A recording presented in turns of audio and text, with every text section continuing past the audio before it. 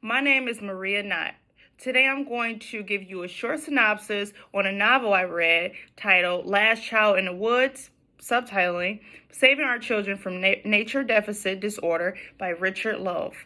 First off, I want to thank my professor, Dr. Raven, for giving me an opportunity to read such a great novel. Interesting how I picked a book that talks about how technology has transformed the human experience. Like with the pandemic and what's all going on in the world right now, college students online using Zoom, no in-class person lecture or any of that. So really great novel.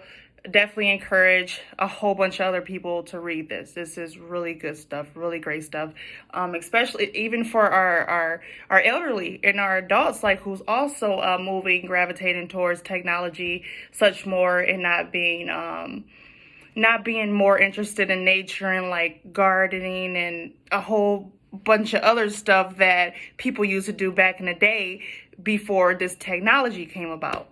So I want to get straight into it. So nature deficit disorder means that children are spending less time outside, literally.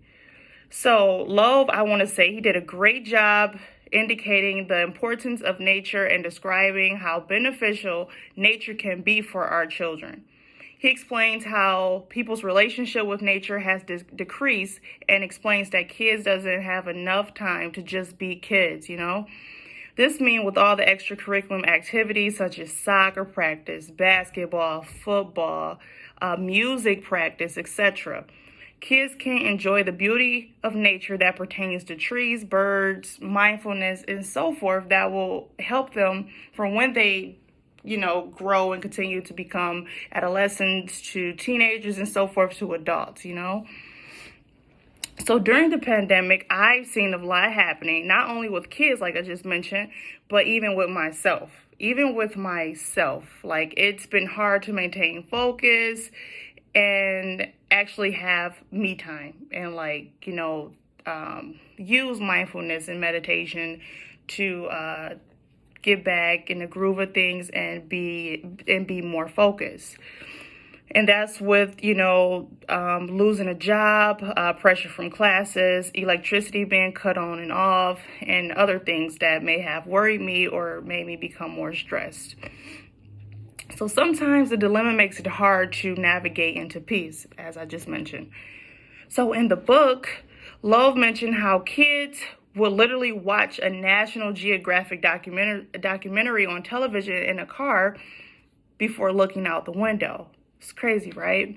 And this actually reminds me of like my younger siblings, nephews and nieces who actually do the same thing. Like instead of giving, a kid like a book or, go outside and play or so forth, they got tablets, they got cell phones and other types of technological devices that captures their attention than, doing other things that, have to do with earth and nature and so forth.